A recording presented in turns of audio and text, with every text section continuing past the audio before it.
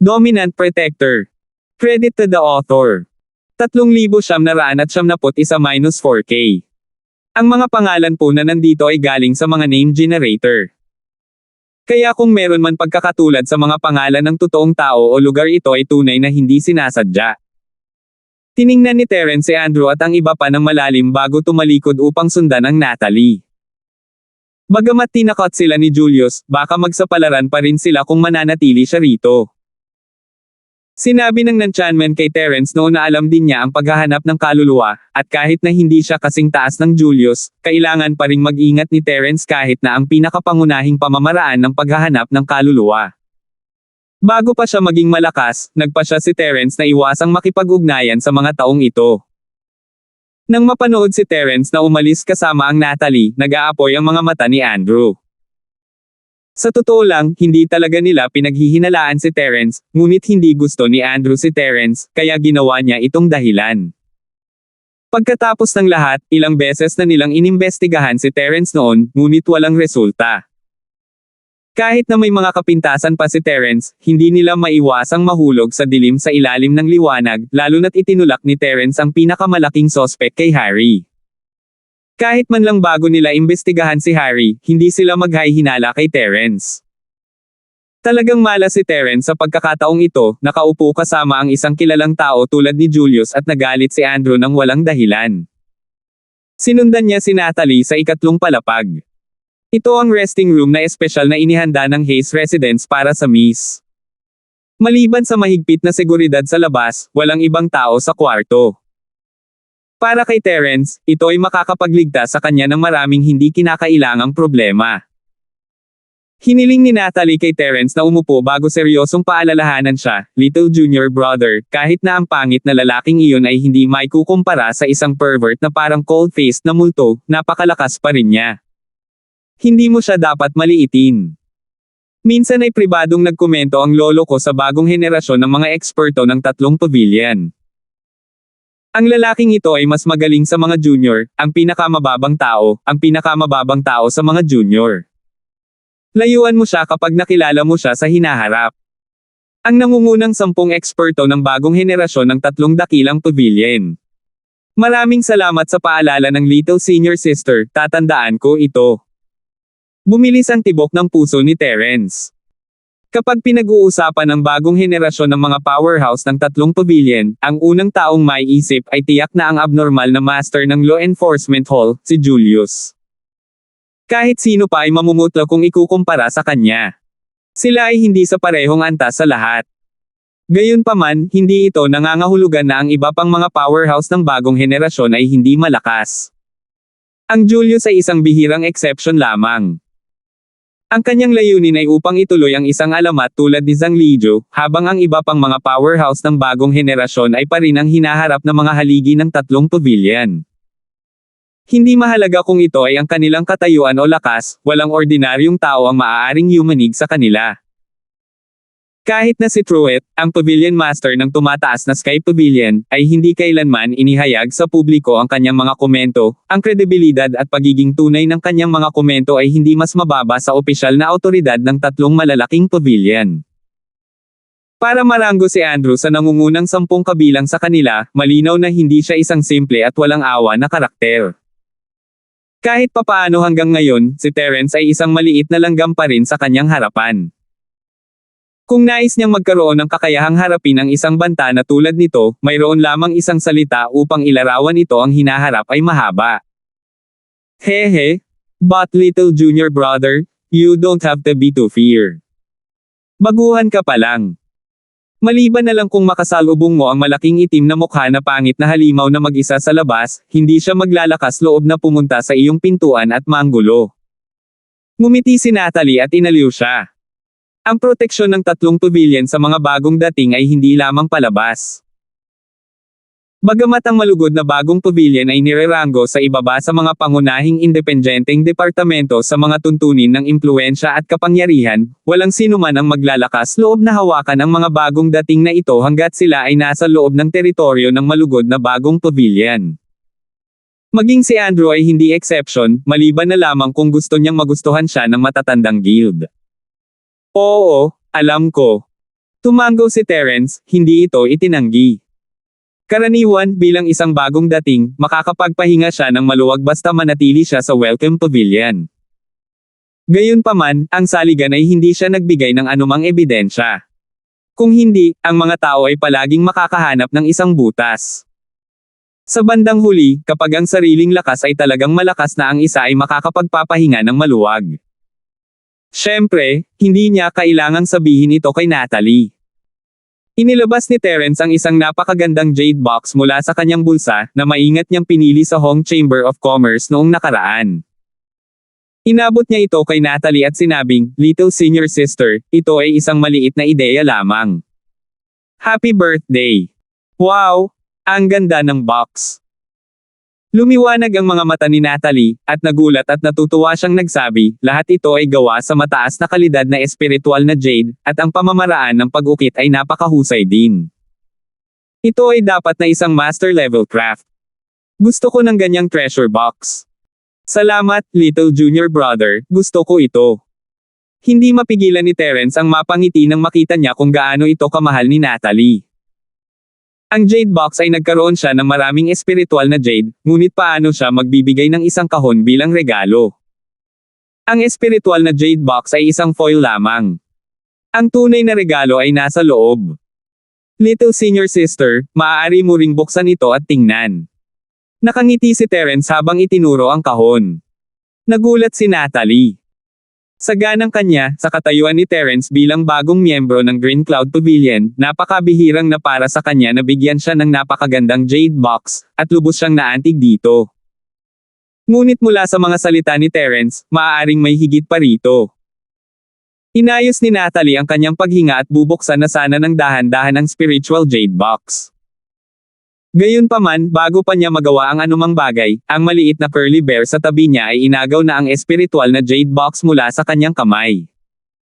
Agad na nagpakawala ng mahinang sigaw si Natalie at sinubukang agawin ito pabalik. Sa sandaling ito, nagkataong naglakad si Linden sa pintuan ng silid at narinig ang mahiwagang sigaw ni Natalie. Dali-dali niyang sinipa ang pinto at pumasok, nag-aalalang sinabi, "What's wrong, little junior sister?" Noon lamang nakabawi si Natalie mula sa kanyang pagkabigla. Huminto siya sa paghabol sa maliit na curly bear, tinakpan ang kanyang bibig at nilabas ang kanyang dila, nagkukunwaring kalmado, at sinabing, "Ano ang ibig mong sabihin, anong mali?" "Wala dito. Senior Kuya Shu, sa tingin mo ba ay hindi nararapat para sa iyo na pasukin ang kwarto ko ng ganito?" Tumingin si Linden sa kanilang dalawa nang may pagdududa. Nabalitaan lang niya mula sa mga katulong na si Natalie ang personal na nagdala kay Terence sa ikatlong palapag, at sila ay nag-iisa sa isang silid. Natatakot siya na baka magkaroon ng iskandalo, kaya nagmamadali siyang pumunta, para lang makita ang eksenang ito. Si Terence ay hindi mukhang kakaiba, cool pa rin ang kinikilos at collected, ngunit ang Natalie, miss na ito, ay medyo abnormal. Sa sandaling ito, namumula ang kanyang mukha, at may hindi maipaliwanag na tingin sa kanyang mga mata. Bilang karagdagan sa hindi maipaliwanag na mahinang pag-iyak kanina lang, malinaw niyang nakitang tinakpan ni Natalie ang kanyang bibig gamit ang kamay nito sa sandaling sinipa niya ang pinto. 3,972. Ang lahat ng ito ay napakadaling isipin ng mga tao, lalo na noong unang impresyon ni Linden na noon pa man ay gusto ni Terence na kumain ng karne ng swan tulad ng isang palaka. Ito ay isang pambihirang pagkakataon para sa kanya na mapag-isa sa Natalie, kaya paanong ang halimaw na ito ay pabayaan ito ng ganoon kadali. Ang eksenang kanina lang sa isip ni Linden ay mabilis na naibalik sa isa pang eksena, at iyon ay nang sinamantala ni Terence ang hindi nababantayang estado ni Natalie at palihim siyang hinalikan. Sa pag-iisip nito, agad na napuno ng pighati at galit si Linden. King hell, I've been chased this girl for so many years, at ni minsan hindi ko pa nahawakan ang kamay niya. Sa huli, ang isang katutubo na nagyayabang tulad ni Terence ang nangunguna. Ito ay hindi matatagalan. Si Natalie ay palaging babae ni Linden. Ang bagay na ito ay nag-aalala sa kanyang kinabukasan at walang sino man ang maaaring humipo sa kanya. Ang sino mang humipo sa kanya ay kailangang makipaglaban sa Young Master Shu hanggang sa kamatayan. Kaya, nang natuklasan ni Linden ang kaunting bakas, nag-isip siya ng paraan para sirain ang relasyon ni Natalie at Terence, sinakal ang halos imposibleng posibilidad na ito bago ito umusbong. Akala niya ay makakapagpahinga na siya, ngunit hindi niya inaasahan na mangyayari ito sa kanyang sariling mga mata. Bagamat siya at si Natalie ay wala pang opisyal na katayuan, ang magkabilang panig, matagal ng lihim na sumang-ayon ang mga magulang na matagal nang tinatrato ni Linden si Natalie, bilang kanyang babae. Sa sitwasyong ito, ano ang pagkakaiba sa pagitan nila ni Terence na niloloko? Terence, ipaparamdam ko sa iyo na patay ka na. Sa isang iglap, nawala ng kontrol si Linden sa kanyang emosyon mula sa kanyang sariling mga iniisip. Namumula ang kanyang mga mata at gusto niyang atakihin si Terence. Kung tutuusin, hindi naman siya tuluyang nawala ng malay. Hanggat sinabi niya sa iba na nilabag ni Terence ang Natalie, hindi na niya kailangang kumuha ng anumang responsibilidad kahit na gawin niyang abo si Terence dito at ngayon. Nagulat si Terence. Wala na siyang oras para isipin kung bakit bigla na lang nagalit ang lalaking ito.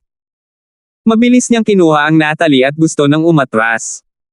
Pagkatapos ng lahat, ang kalaban ay isang tunay na pundasyon ng Pickmaster, at si Terence ay nasa gitnang yugto lamang. Kung hindi niya ginamit ang super energy bomb, magkakaproblema siya. Gayunpaman, ang Natalie ay isang hakbang sa unahan niya. Agad siyang tumayo sa harapan niya at sinigawan si Linden, ano ang gusto mo? Ang little junior brother ay isang mahalagang bisita ko. Kung maglakas loob kang hawakan siya, sasabihin ko kay Lolo. Saglit na huminto ang figure ni Linden, at tumingin siya kay Terence sa mga mata ni Natalie. Lalong naging masama ang kanyang mga mata, at sinabi niya sa medyo nanunuya at kalahating panunuya, Junior Sister Natalie, kung siya ang mahalagang bisita mo, ano ako? Sa hindi inaasahang pagkakataon, nag-init ang init ng ulo ni Natalie, at sinabi niya nang hindi iniharap sa kanya ang anumang mukha, ano ang kinalaman ng dalagang ito at ng little junior brother sa iyo? Kailangan ko bang tretuhin ang isang tagalabas na tulad mo?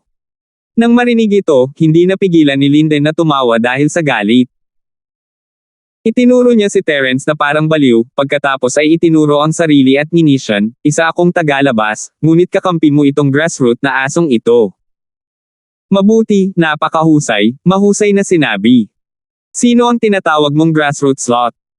I'll give you a chance to apologize to my little junior brother. Nagalit din si Natalie. Wala siyang maraming kaibigan sa simula, at pagkatapos ng lahat ng napagdaanan niya, ang posisyon ni Terence sa kanyang puso ay mas mataas kaysa sa mga ordinaryong kaibigan. Tungkol naman sa nakakainis na kasamahang Linden na iyon, hindi man lang ito kaibigan sa kanyang paningin malinaw ang kanyang posisyon. Sa kanyang pagtataka, biglang naging malamig ang ekspresyon ni Linden. Malamig niyang sabi, dumating na ang lahat ng importanteng tao sa ibaba. Junior Sister Natalie, kung wala kang kinalaman sa grassroot na asong ito, mas mabuting bumaba ka na kaagad. Huwag mong hayaang maghintay ng napakaraming importanteng tao. Pagtingin sa likod ni Linden habang tumalikod at umalis, agad na namula ang magandang mukha ni Natalie sa galit. Nakipagtulungan siya sa ginawa ni Terence noon, sinabi na ang galit niya kay Terence ay sarili niyang negosyo, ngunit ang nakakainis na Linden na ito ay talagang nang-ahas na bastyusin si Terence sa kanyang harapan, hindi iyon mapapatawad.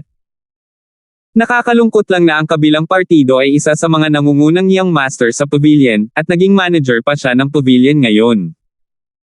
Maging si Miss Meyer ay walang magawa kay Linden, at hindi madaling makipagbalikan sa kanya para kay Terence. Little senior sister, I'm so sorry, pinaghirapan kita. Napabuntong hininga si Terence. Saan?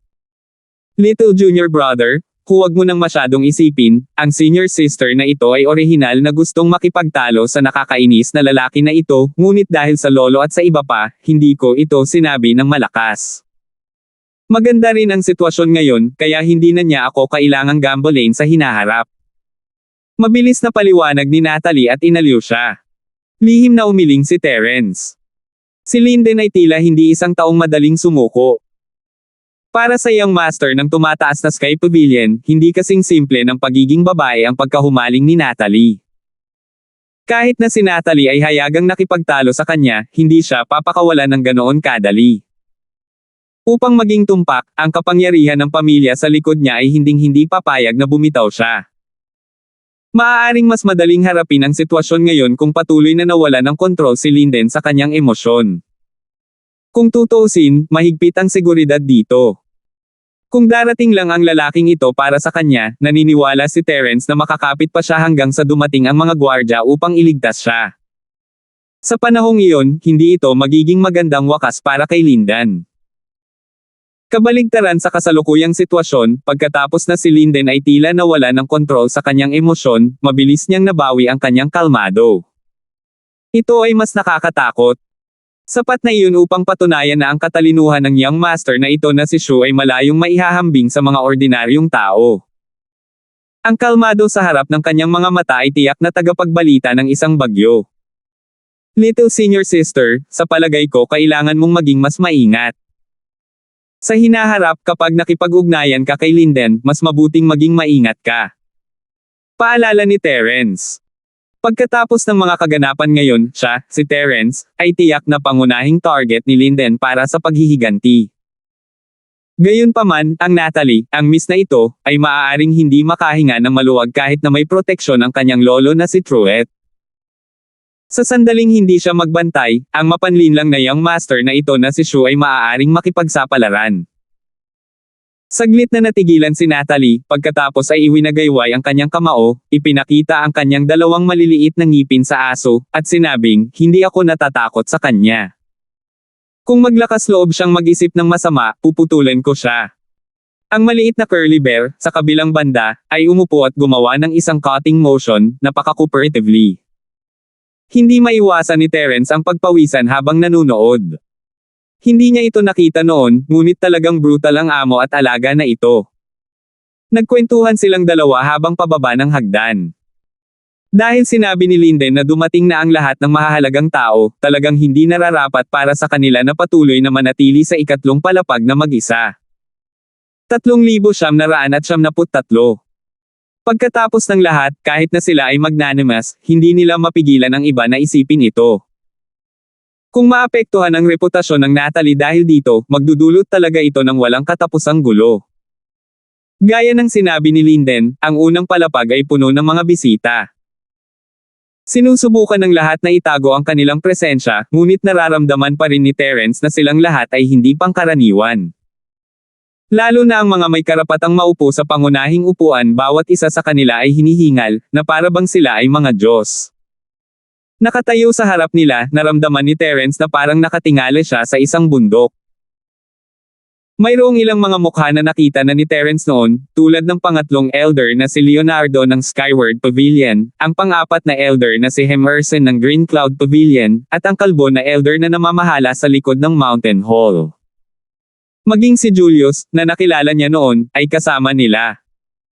Nakita pa ni Terence ang isang matandang kakilala si Melba mula sa Hong Chamber of Commerce. Ito ay sa labas ng inaasahan ni Terence, ngunit ito ay naging makabuluhan pagkatapos ng pag-iisip tungkol dito. Si Melba ang buong kinatawan ng Hong Chamber of Commerce sa North Island, kaya natural sa kanya na makalapit sa mga matataas ng tatlong pavilion. Ano man ang kanyang pagkakakilanlan o katayuan, hindi siya mababa sa mga matatanda ng tatlong malalaking pabilyon. Natural, may karapatan siyang sakupin ang pangunahing upuan. Gayunpaman, kahit na si Terence ay itinuturing na isang kakilala, ito ay nasa ilalim ng pagkakakilanlan ni Linford Earl.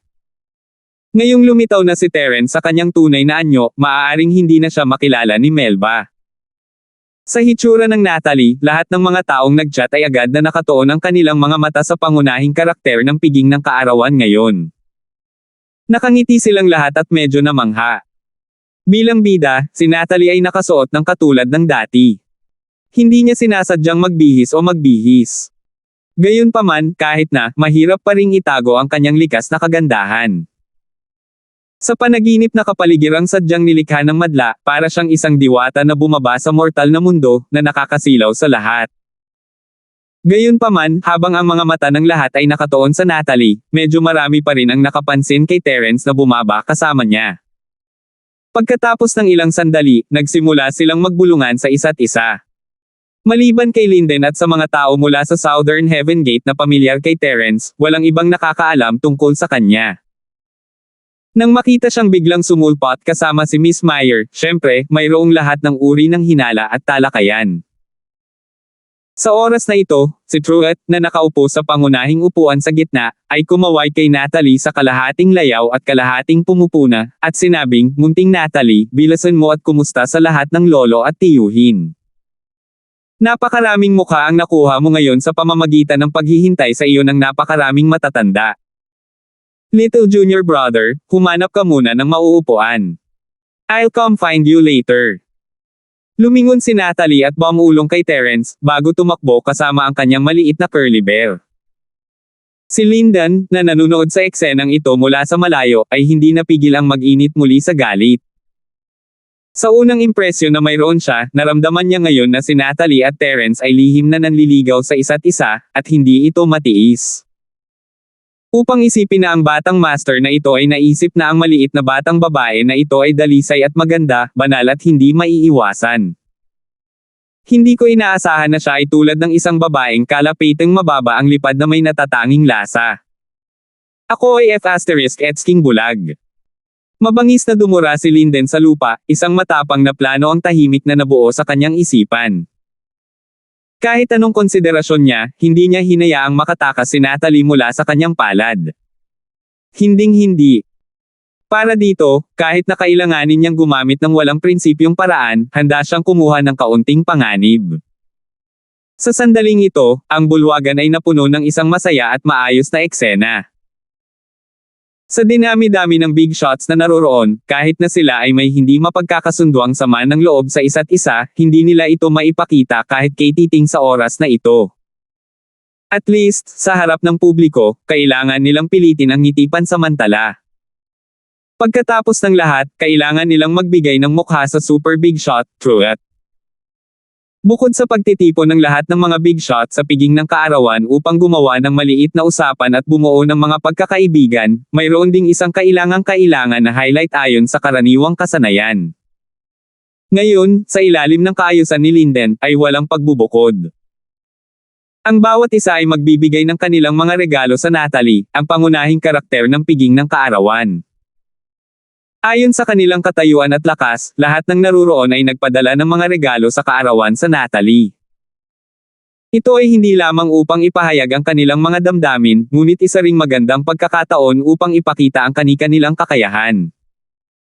Hindi maiiwasan na ang piging sa kaarawan ay tuluyang maging kompetisyon para sa mga tao. Ang sinumang naglabas ng mas bihira at mas mahalagang regalo ay kumakatawan sa mas makapangyarihang tao. Sa hinaharap, ang katayuan sa puso ng maraming malalaking kuha ay natural na mas mataas. Tulad ng para sa mga bahagyang hindi maipakita at ordinaryong mga regalo, sila ay hindi karapat-dapat na ilabas. Kahit ilabas sila, nakakahiya lang. Sa pagkakataong ito, sa ilalim ng sinasadyang pag-aayos ni Lyndon, hindi lamang ang mga panauhin ang kailangang magpakita ng mga regalo sa harap ng lahat, ngunit nagrente rin sila ng 3 eksperto sa pagtatasa mula sa mga pangunahing chambers of commerce upang suriin ang bawat regalo sa publiko. Tinawag itong Birthday Appreciation Conference. Bilang resulta, ang mapagkompetensyang kapaligiran sa venue ay mas makapal kaysa dati. Matapos makinig sa anunsyo ni Lyndon, ang mga ekspresyon sa mukha ng lahat ay masaya o malungkot. Ito ay talagang kahanga-hanga. Ang mga nangungunang figure ng North Island ay lahat natipon. Ang ganitong uri ng pagkakataon ay napakabihirang. Nais ng lahat na tumayo sa ganitong uri ng okasyon at mag-iwan ng malalim na impresyon sa maraming mahahalagang figure. Walang gustong mawala ng mukha sa oras na ito. Sa sandaling mag-iwan sila ng isang maramo na pagsusuri, sila ay magrereklamo ng walang katapusan. Kung alam nila na magkakaroon ng ganoong segment, ang lahat ng naruroon ay hindi nagligtas sa pagsisikap na ipakita ang pinakamahusay na mga kayamanan. Magiging sulit kahit magkano ang kanilang ginastos upang mag-iwan ng magandang impresyon sa mga big shot. Nakakalungkot lang na nang ipadala sa kanila ni Lyndon ang mga liham ng imbitasyon, pinakialaman niya ang proseso at iba ang pakikitungo sa kanila. Ang mga malapit sa pamilya Shu ay nakatanggap ng mga liham ng paanyaya sa parehong oras, habang ang mga hindi malapit sa pamilya Shu o kahit na may masamang relasyon sa kanila ay ganap na walang kamalayan tungkol dito. Baka mailigaw pa sila sa pag-iisip na ang birthday party na ito ay isang formalidad lamang at hindi na kailangang maghanda ng anumang mamahaling regalo. Sa makatuwid, ang mga nakatanggap ng paalala ay maipapakita ang kanilang mga mukha, habang ang mga sadyang naligaw ay nasa totoong trahedya. Hintayin na lamang nila ang kanilang sarili na maging katatawanan ng mga manunood sa pagkabalisa. Ang buong proseso ay nasa ilalim ng kontrol ni Lindan. Ang mga miyembro ng pamilyang Shu ay nanalo lahat sa loto, habang ang mga sumasalungat sa pamilyang Shu ay maaari lamang maglakas loob at tanggapin ang mapang-akit na tingin mula sa madla. 3,974. Sa isang kahulugan, ang pagpapabeye sa piging sa kaarawan na ito ay katumbas ng pagpapabeye sa ginang Meyer, at ang pagpapabeye sa ginang Meyer ay katumbas ng pagpapabeye kay Truett, ang pavilion master ng tumataas na pavilion. Ang iba't ibang panganib na kasangkot ay hindi maipaliwanag ng malinaw sa pamamagitan lamang ng ilang mga salita. Chong-er, maganda ang ginawa mo ngayon. Sa hinaharap, kapag naibigay na sa iyo ang angkan ng Shu, mas magiging kalmado ang iyong lolo. Sa proseso ng paghahandog ng regalo, sadyang tumayo si Leonardo at pumunta sa gilid, tumango bilang pagsang-ayon sa kanyang sariling apo. Sa kanyang opinyon, bagamat ang maliit na panlilinlang ni Linden ay hindi pa nasa hustong gulang, hanggat nasa kanya ang kamalayan na ito, hindi siya masyadong malayo sa pagsuporta sa kinabukasan ng pamilya Shu. Salamat sa iyong papuri, Lolo. Talagang magsusumikap akong protektahan ang pamilya Shu sa hinaharap. Agad namang natuwa si Linden sa papuri. Ang pagkuha sa pamilya Shu ay ang matagal na niyang hinahangad. Ngayon, nakuha niya ang pag-aproba ng kanyang lolo, si Leonardo, na nagpatunay na siya ay isang malaking hakbang na palapit sa layuning ito. Tumawa si Leonardo sa isang kasiya siyang paraan at itinuro, gayunpaman, Chong-er, kailangan mong tandaan ang isang bagay. Ang mga skim at mga pukana ay mga maliliit na pandaraya lamang. Kung gusto mong kontrolin ang mas malaking larawan, ang pinakamahusay na paraan ay ang hawakan ng pangunahing tao. Kung hindi, ang lahat ng iyong pagsisikap ay magiging walang kabuluhan. Pagkatapos sabihin iyon, itinuro ng matanda si Natalie, na nakayakap kay Truett sa di kalayuan. Tumango si Linden bilang pag-unawa. She clenched her fists and said with a deeper meaning, huwag kang mag-alala, Lolo. Hinding-hindi siya makakatakas sa akin. Hinding-hindi. Buti naman at confident ka. Huwag mong pababayaan si Lolo. Tinapik ni Leonardo ang kanyang balikat, tumalikod at bumalik sa pangunahing upuan.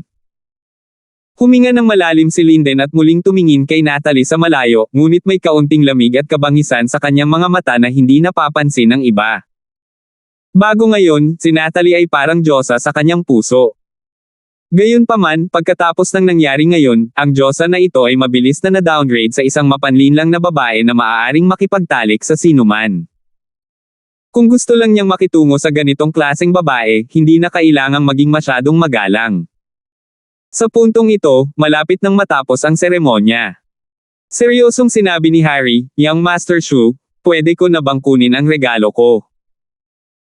Tumango si Linden Shu, ito ang planong tinalakay niya kay Harry, at ipinakilala niya ito sa kanya ng personal, mga mahal na kaibigan at matatanda, ang susunod na taong magbibigay sa ating junior sister Natalie ng kanyang regalo sa kaarawan ay ang bagong disipulong deacon ng Welcome Pavilion, si Harry. Ibinuga ni Harry ang kanyang dibdib at nagkunwaring kalmado habang binubuksan ang kahon na gawa sa kahoy. May pil sa loob. Ang mga tao ay hindi maiwasang mag-usap sa kanilang mga sarili. Ang katotohanan na ang isang bagong dating ay lumitaw sa malugod na pavilion ay isang piraso ng balita na hindi masyadong malaki o maliit. Bukod dito, ang bagong dating na ito ay naglabas ng magandang regalo, isang dekalidad na foundation stage golden core. Junior Brother Kang, pagkatapos marinig na ikaw ay pinalad na dumalo sa piging ng kaarawan ni Junior Sister Natalie, gumugol ka ng 10 araw at 10 gabi sa tulong at pangangasiwa ko upang sa wakas ay pinuhin ang mataas na kalidad na foundation establishment na Golden Pill bilang regalo sa kaarawan para kay Junior Sister Natalie. Sabi ni Linden Shu, sinusubukang iligtas ang mukha para kay Harry. Lahat ay tumingin kay Harry ng mas seryoso matapos marinig iyon. Ang isang bagong dating sa malugod na bagong pavilion ay natural na hindi papasok sa kanilang mga mata. Gayunpaman, kung ang bagong dating na ito ay isang alchemist at maaaring personal na pinuhin ang isang dekalidad na pundasyon na stage golden core, kung gayon ang kanyang halaga ay magiging mahusay. Dapat itong malaman na kahit na sa Philhall kung saan nagtipon ang mga alchemist, walang maraming alchemist na makapagpino ng mga ginintoang pills sa foundation stage, at ang mga dekalidad na mga table tasks ay mas mabibilang. Mula sa pananaw na ito lamang, ang bagong refiner na ito na pinangalan ng Harry ay halos direktang may ranggo sa mga elite refiner. Maging si Terence, na alam ang background ni Harry, ay nagulat. Kung nagsasabi ng totoo si Linden, talagang minamaliit niya ang lalaking ito. Siya ay nasa unang bahagi lamang ng foundation stage, ngunit maaari siyang gumawa ng isang mataas na kalidad na pundasyon stage na gininto ang elixir. Nangangahulugan ito na ang taong ito ay may ilang talento sa alchemy. Bawat isa sa kanila ay pambihira, at ang pakiramdam ng pagiging hinahangaan ng lahat ay nagparamdam kay Harry na siya ay nasa langit. Hindi niya maiwasang maging lihim na masaya. Gayunpaman, naalala pa rin niya ang mga tagubili na ibinigay sa kanya ni Linden ng maaga. Agad siyang tumayo at yumuko. "Young Master Shu, you flatter me. Bilang isang bagong dating ng sumisikat na Sky Pavilion, ginawa ko na ang aking bahagi para kay Miss Meyer. Tungkulin ko ito. Hindi ako karapat-dapat sa gayong papuri." Ang mga salita ni Harry ay mapagpakumbaba at angkop, na nakakuha ng papuri ng lahat ng mga pinunong naruroon. Naisip nilang lahat na ang batang ito ay maaaring makamit ang magagandang bagay sa hinaharap sa pamamagitan ng ilang pagsasanay. Matapos makakuha ng sapat na atensyon, iniba ni Harry ang usapan at bumaling kay Terence. "Bagong Linford, ikaw at ako ang mga bagong dating ng Welcome Pavilion ngayon. Bihira ang pagkakataon para sa iyo na dumalo sa birthday party ni Miss Meyer. Dapat mong ipahayag ang iyong sinseridad. Alam kong palagi kang kamangha-mangha, ngunit hindi mo maaaring ikahiya ang ating Welcome Pavilion ngayon. May regalo ka ba?" Lahat ng tao rito ay matalinong tao, alam nila kung ano ang sinusubukang gawin ni Harry. Lahat sila ay mukhang manunood ng magandang palabas. Ito ay walang kinalaman sa kanila pa rin, kaya hindi mahalaga kung sino ang napahiya. Gayunpaman, umiling lang si Terence, "I'm sorry. Naibigay ko na ang regalo ko para mami si Meyer ng pribado." Kumurap-kurap si Harry, ngunit mahinang tumawa si Linden, "You gave it to junior sister Natalie in private." Lahat ng naruroon ay sabay-sabay na nagbibigay ng mga regalo, kaya bakit kailangang bigyan ng special treatment ang isang bagong dating na tulad niya? "Balita ko isa kang alchemist tulad ni Junior Brother Kang. Anong klaseng regalo ang ibinigay mo sa amin? Bakit hindi mo ilabas para sa lahat para humusga ang lahat? Total competition lang naman ang paraan." Pinilit ng grand words ni Linden si Terence sa isang sulok, at ang mga mata ng lahat ay nabaling sa Natalie. Naisip ni Natalie sa kanyang sarili na hindi maganda ang mga bagay. Dahil ngayon lang siya nagambala ng maliit na curly bear, hindi pa niya nabuksan ang regalo sa espiritual na jade box. Ngunit kahit na ganoon, maaari niyang hulaan na sa status ni Terence bilang isang baguhan sa pavilion, wala siyang maibibigay sa kanya na mas mahusay kaysa sa isang top tier na foundation stage na golden core. Kung papayag siya ng ganun-ganun lang, daig pa ang kapatid niya sa mga tauhan ng makulit na iyon. Habang nag-iisip ng dahilan para tumanggi si Natalie, kinuha ng maliit na curly bear ang spiritual jade box na inagaw nito sa mga kamay nito at binuksan ito sa harap ng lahat ng walang sinasabi. 3,995. Itong maliit na puti na isang taksil. Hindi nakaimik si Natalie, napakaganda nito, hindi na niya kailangang isipin kung anong dahilan ang gagamitin para maiwasan pa si Terence. Mas mahalaga na humanap ng paraan para maayos ang mga bagay para kay Terence. Gayunpaman, ang reaksyon ng lahat sa sandaling ito ay higit pa sa inaasahan ng Natalie.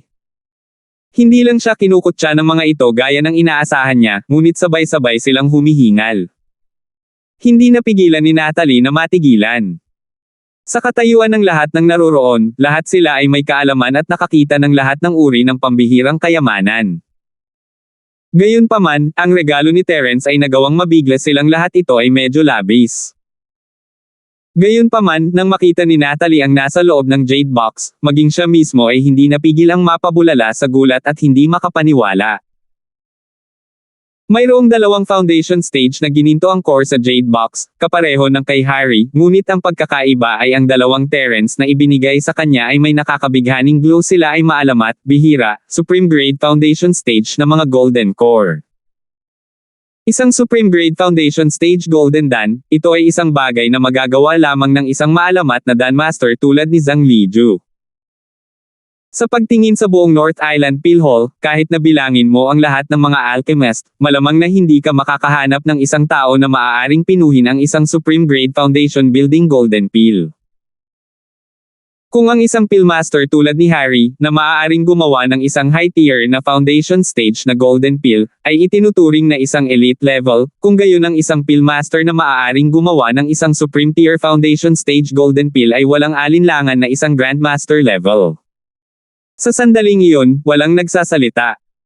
Maging sina Linden at Harry, na sinusubukang ipahiya si Terrence, ay hindi makapagsalita. Ito ay F*** King Pekeng, tama. Hindi napigilan ni Harry ang pag-ungol.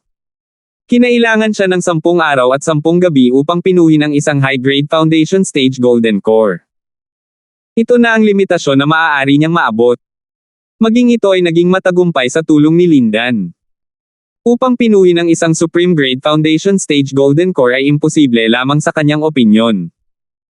Hindi bababasa, tiyak na hindi ito isang bagay na maaasahan ng isang alchemist sa kanyang antas.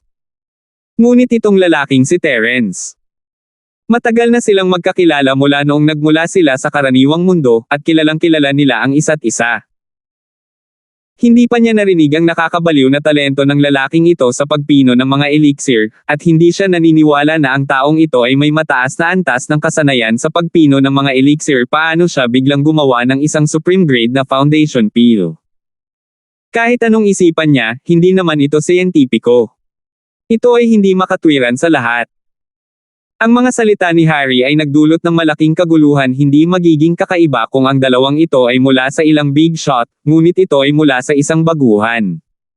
Sobra na ito. Dalawang gintong core ng pagtatatag ng pundasyon ng Supreme Grade ay hindi mabibili ng salapi. Kahit na sa pinakamababang presyo sa nakaraan, ang mga ito ay nagkakahalaga ng hindi bababa sa ilang libong espiritual na jade. Ito ay hindi isang bagay na kayang bayaran ng isang ordinaryong bagong dating. Lumiwanag din ang mga mata ni Linden mula sa pagkagulat, at tiningnan niya si Harry. Junior brother kang, isa kang alchemist, at personal mong nipino ang isang foundation stage na golden pill, kaya may karapatan kang magsalita tungkol sa kung ang ganitong uri ng medicinal pill ay totoo o peke. Ngayon ay isang mahalagang okasyon, hindi natin maaaring hayaang maingat na suriin ang ilang mga tao na may kalokohan. Maunawang tumango si Harry nang makita niyang walang sino man ang may balak na pigilan siya. Lumapit siya at inagaw ang golden pill at ang jade box bago pa makapag-react ang oso.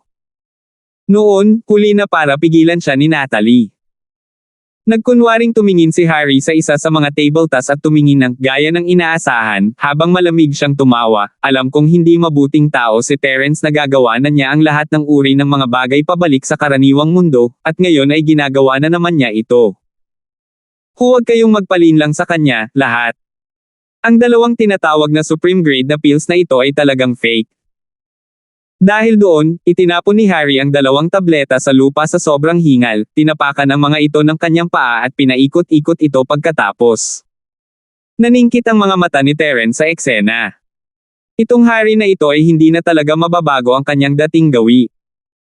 Ginawa niya ang parehong bagay sa karaniwang mundo, ngunit hindi siya natuto mula dito. Ngayon, ginagawa na naman niya ito sa ibang lugar. Nabalot ng nakamamatay na katahimikan ang buong lugar, at marami sa kanila ang tumingin kay Terrence ng may galit. Lahat sila ay mga taong may katayuan, at kung sila ay day ng isang hamak na tao tulad ni Terrence gamit ang isang peking tableta, sila ay magiging katatawanan sa hinaharap. Ngumiti sa isa't isa sina Linden at Harry. Nag-iisa lang si Terrence dito, at walang tutulong sa kanya. Kahit na ang dalawang gintong core ay totoo, sila ay peking ngayon. Ang dalawang tabletas ay dinurog ni Harry, at ang mga ito ay hindi na makilala. Maliban kung ito ay isang eksperto na nakakaalam ng kanilang mga bagay, walang sino man ang makakapagsabi kung sila ay totoo o peke. Ngunit ang malalaking kuha dito, sino ang magsasapanganib ng kanilang reputasyon para sa isang estranghero tulad ni Terence? Hanggat walang tumayo para kay Terence, walang ebidensya.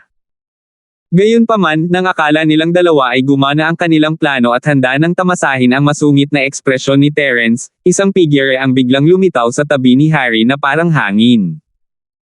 Itinulak niya si Harry palayo at kinuha ang tableta sa ilalim ng kanyang paa. Pinagmasdan niya itong mabuti. Tatayo na sana si Terence at asikasuhin ito, ngunit ngumiti siya at umupo muli pagkatapos makita ang lalaki. Ang taong nagmamadaling lumabas para tingnan ang mga table tasks ay isang taong kilala ni Terence. Ito ay ang manager na si Layton mula sa nursery ng Spirit Medicine. Manager Layton, ano ang ginagawa mo? Sinabi ko sa iyo na peke ito. Naramdaman ni Harry na may mali at gusto siyang pigilan. Hindi niya talaga inaasahan na may darating at magpapacheck ng tableta. Isang pekeng tableta. Agad na napatawa at napangiti ang caretaker na si Layton, maging ito man ay kulay, amoy, o texture, aling bahagi nito ang masasabi mong pekeng tableta ito na may shell. Talagang naglakas loob ka na tumapak sa dalawa sa pinakamataas na kalidad na pundasyon stage golden course. Sinasayang mo ang mga tabletang ito, paano magiging karapat-dapat ang isang tulad mo na maging alchemist? Alam ng lahat na kinasusuklaman ni Manager Layton ang mga bastard na nagsasayang ng magagandang bagay. Naramdaman pa niya ang sakit ng pagkawala ng ilang dosenang buto noon, at ngayon ay dinurog ni Harry ang dalawang pambihirang gintong core sa harap ng lahat. Paano niya makukuha ito? 3,996. Hindi, ako. Gustong mag-isip ng dahilan ni Harry, ngunit hindi siya binigyan ng pagkakataon ng manager na si Layton. Itinaas niya ang kamay at hinampes siya. Bang! Bang! Walang paraan si Harry na lumaban-laban sa manager na si Layton, at pinalipad ng 100 talampakan ang layo bago bumagsak sa lupa, hindi na nakabangon. Natigilan ang lahat sa biglaang pangyayaring ito, ngunit walang nagsalita, pati na ang mga importanteng tao. Hindi lang nila pinagalitan si Layton dahil sa pag-atake, tumingin sila kay Harry nang may galit, na para bang nilalaro sila. Ang Layton na ito ay hindi kasing simple ng pagiging punong steward ng nursery ng Spirit Medicine ng PhilHall. Hindi lamang siya nagkaroon ng malalim na background, ngunit kinilala rin siya sa publiko bilang isang henyo sa pagpino ng tableta ng PhilHall. Hanggat mayroon siyang intensyon na ito, siya ay magiging isang malakas na kalaban para sa susunod na Pildores na Hall's Vice Hall Master. Ang dahilan kung bakit siya nakaupo sa posisyon ng punong tagapamahala ng nursery ng gamot sa espirito, na hindi itinuturing na isang nakasisilaw na posisyon sa mga tagalabas, ay una dahil mayroon siyang espesyal na interes sa paglilinang ng mga halamang espirito. Pangalawa, maaari rin itong ituring na karanasan sa pag-ikot. Pagkatapos ng lahat, pagkatapos lamang maranasan ang lahat ng mahahalagang posisyon ay magkakaroon ng malalim na pag-unawa at kontrol ang isang tao sa buong PhilHall. Sa hinaharap kapag nakikipagkompetensya para sa posisyon ng Hallmaster ng PhilHall, natural na magkakaroon siya ng higit pang mga kwalifikasyon at kumpiyansa. Kung ito ay ibang tao na nagtatanong kay Harry ng ganito, ang mga tao dito ay maaaring hindi maniwala, ngunit ang mga salita ni Layton ay may higit na bigat kaysa sa isang baguhan tulad ng kay Harry. Malinaw kung sino ang dapat nilang paniwalaan. Matapos sampelan si Harry, naglabas si Layton ng malinis na panyo at maingat na pinulot ang 2 pirasong naapakan ng husto kaya hindi na ito pills. Pagkatapos noon, lumingon siya kay Terence at sinabing, Terence Jr. Brother, mayroon din akong 2 Foundation Stage Golden Elixir dito. Hindi sila kasing husay ng sa iyo, ngunit bihira pa rin sila. Paano kung ipagpalit mo sila sa mga ito? Ang 2 Supreme Grade Foundation na Stage Golden Pills ni Terence ay dinurog lamang ni Harry, na naging dahilan upang medyo madumi at pangit ang mga ito. Kung hindi niya tatutol, maaari pa rin niyang gamitin ang mga ito ng normal, ngunit medyo hindi nararapat na ipagpatuloy ang paggamit sa mga ito bilang regalo sa kaarawan para sa Natalie. Ang mungkahing ito ay isang malaking tulong kay Terence, at ito ay isang malaking pabor. Gayunpaman, ngumiti si Terence, na ibigay ko na ang 2 tabletang ito para makaligtaan si Meyer. Siya ang may-ari ng mga table tasks. Manager Layton, maling tao ang tinatanong mo. Nang marinig ito ng steward na si Layton, ngumiti siya ng matamis at sinabing, tama ka, naasar ako sa bastos na si Harry na iyon. Natalie, ano sa tingin mo? Nakapout si Natalie. Ito ang birthday gift ni Terence sa kanya, syempre ayaw niyang ibigay ito sa iba. Ngunit kahit na hindi ito nakaapekto sa epekto, nakakadiri pa rin na painumin siya ng tableta na tinapakan ni Harry. Sobra na. Sige. Ipagpapalit kita, Kuya Layton. Sa wakas ay tumanggo si Natalie at pumayag. Sa oras na ito, ang maliit na curly bear, na nasa gilid, ay may dalang isang kahon at tumakbo papunta sa manager na si Layton, na para bang naghahandog ito ng isang kayamanan. Pilit nitong binuhat ito habang walang tigil na umiiyak. Anong ibig mong sabihin? Binuksan ni Manager Layton ang kahon, nalilito. Ito ang mataas na kalidad na foundation stage golden pill na ibinigay sa kanya ni Harry. Nang makita ito, hinawakan ni Natalie ang kanyang noo, hindi alam kung tatawa o iiyak. Senior Brother Layton, gusto nitong ipagpalit mo ang foundation establishment na ito ng Golden Core. Nang marinig ito, lahat ay hindi napigil ang mapangiti. Ang maliit na curly bear na ito ay talagang makulit. Nakangiting yumuko si Manager Layton at tinapik ang ulo ng maliit na curly bear. Bata, isang top-grade foundation lang stage golden core ang maaaring palitan ng top-grade foundation stage golden core. Ang nasa kamay mo ay hindi mapapalitan. Sa pinakamaganda, maaari lamang itong ituring na isang tumpok ng tae ng aso. Woo! Ang maliit na curly bear ay halatang natigilan saglit, at pagkatapos ay biglang itinapon ang gintong core ng foundation stage sa kamay nito sa malayo. Hinimas-himas pa nito ang kanyang mga paa sa pagkasuklam, na nagparamdam sa mga tao na talagang nakahawak ito ng tae ng aso, na hindi alam kung matatawa o maiiyak ang mga tao.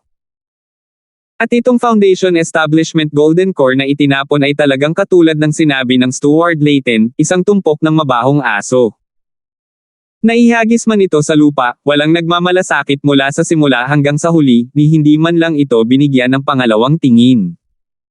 Dumudura na si Harry ng dugo dahil sa tama, at halos mahimatay siya sa galit. Damn it, ito ang resulta ng pagsusumikap ko sa loob ng 10 araw at 10 gabi. Maaari itong ibenta para sa daan-daang espiritual na jade sa merkado. Worth it bang hamakin ng ganito? Sa sandaling ito, sa wakas ay hindi na nakayanan ni Linden at biglang nagsabi, Manager Layton, sigurado ka bang totoo ang 2 tabletang ito? Huwag magkamali at mawala ng pera. Maliit na bagay para sa iyo na magdusa ng pagkawala, ngunit hindi makabubuti kung idewit mo ang lahat dito at maging isang katatawanan, hindi ba? Matapos marinig ito, bahagyang nagsalubong ang mga kilay ng Katie. Wala na si Layton at malamig niyang sinabi, ano? Ngayong naging panganay ka ng nakatatandang kapatid ng tumataas na Sky Pavilion, kumpiyansa ka na at gusto mo pang tanungin ang mga salita ko. Ang mga salitang ito ay sinabi sa isang dominanteng paraan, ngunit ang lahat ng naruroon ay tila matagal ng nakasanayan na ito. Ang Steward Layton ay karaniwang mukhang isang kapatid na babae at isang out-and-out na kapatid na babae. Gayunpaman, alam ng mga talagang nakakaunawa sa kanya na pagdating sa isang kritikal na sandali, ang pagiging dominante at duguan ng taong ito ay tiyak na hindi mas mababa sa sinuman. Siyempre, sa kanyang kasalukuyang katayuan bilang Chief Steward ng nursery ng Spirit Medicine, hindi siya mukhang kahanga-hanga gaya ng tumataas na Senior Steward ng Linden na Pavilion. Karaniwan, hindi siya mangangahas na kausapin si Linden sa ganoong tono. Gayunpaman, sa mga tuntunin ng background, hindi siya mas mahusay kaysa kay Linden. Sa mga tuntunin ng kakayahan, hindi siya mas mahina kaysa kay Linden. Sa mga tuntunin ng katayuan, maliban sa pagiging punong steward ng nursery ng Espiritu ng Damo, siya rin ay isang malakas na kandidato para sa susunod na Hallmaster ng PhilHall. Dapat itong malaman na ang PhilHall ay kapareho ng Law Enforcement Hall. Isa sila sa pinakamahusay na mga independenteng departamento sa 3 malalaking pavilion. Kung ang isa ay maaaring maging Hallmaster ng PhilHall, siya ay agad na nasa parehong antas ng Julius. Sa makatuwid, kahit na kandidato lamang ang tagapangasiwa na si Layton, maaari pa rin niya maliitin si Linden. Maging si Julius ay kailangang pretuhin siya ng iba sa hinaharap. Pagkatapos ng lahat, alin sa mga magsasaka na ito ang hindi kumain ng mga table tasks? Sino ang hindi maaaring humingi ng tulong mula sa PhilHall? Isang salita mula sa Hallmaster at ma-blacklist ka. Sa tingin mo ba ay gagawin ka ni Harry ng mga table tasks? Noon pa man ay iniisip ni Linden ang kanyang sarili bilang pambihira, lalo na pagkatapos niya maging senior brother steward ng Soaring Pavilion. Lalo niyang ipinagmalaki ang sarili niya. Sa sobrang kabastusan niya sa publiko ng ganito, hindi niya maiwasang mabulunan hanggang sa mamula ang mukha. Gayunpaman, kung isa sa alang-alang ang katayuan ng kabilang partido, hindi siya maaaring lumabas sa publiko. 3,997. Matapos mabulunan sandali, huminga ng malalim si Linden para pakalmayan ang sarili bago sinabing, Manager Layton, hindi ko sinasadyang kinwestiyon ang desisyon mo, ngunit kung totoo itong dalawang peak grade foundation stage na golden pills, at nagkakahalaga ang mga ito ng ilang libong spirit jade, makatuwiran ba para kay Terence, isang bagong Green Cloud Pavilion, na gawin ang mga ito? Sa pagkakataong ito, kahit si Manager Layton ay walang masabi. Ang lahat ng naruroon ay talagang may mga pagdududa gaya ni Lindan. Gayunpaman, kung isa sa alang-alang na ito ay malamang na nauugnay sa privacy ng ibang tao, at dahil hindi ito nababahala sa kanila, natural na hindi na kailangang maglagay ng itim na mukha at makasakit sa iba. Ngunit ngayong nagtatanong si Linden, gusto nilang marinig ang paliwanag ni Terence. Sa katunayan, kasama si Layton bilang saksi, walang duda tungkol sa pagiging tunay ng dalawang tabletang ito ng Supreme Grade Foundation. Ang tanging tanong na dapat harapin ni Terence ngayon ay kung saan niya nakuha ang mga ito. Sinabi noon ni Linden na si Terence ay isang refiner tulad ni Harry, kaya isang tanong na lang ang natitira, ginawa ba mismo ni Terence ang dalawang Supreme Grade Foundation na elixir na ito? Kahit na sinabi na ang isang baguhan lamang ng Green Cloud Pavilion ay nakagawa ng isang Supreme Grade Foundation stage na Golden Pill, ito ay isang bagay na halos imposibleng paniwalaan. Ngunit pagkatapos ng lahat, mayroong nauna kay Zhang Liju. Gaano man kaliit ang posibilidad, umiral pa rin ito. Bukod dito, ang posibilidad ng isang newbie ng Green Cloud Pavilion na gumawa ng dalawang Supreme Grade Foundation stage Golden Core ay halos balewala. Ngayong nasa harapan na nila ang katotohanan, wala na silang magagawa kundi paniwalaan ito. Terence, hindi mo ba ipapaliwanag sa amin? Kung hindi mo kami mabigyan ng magandang dahilan, maghahinala kaming ninakaw mo iyon at ibinigay mo kay Natalie bilang regalo sa kaarawan. Hindi ito isang bagay na biro. Parang hindi ko na kailangang ipaliwanag ang kahihinatnan, tama. Naisip ni Linden na nahanap na niya ang kahinaan ni Terence at malamig na tumawa. Sa ilalim ng mga tingin ng lahat, huminto si Terence at nagsimulang mag-alinlangan.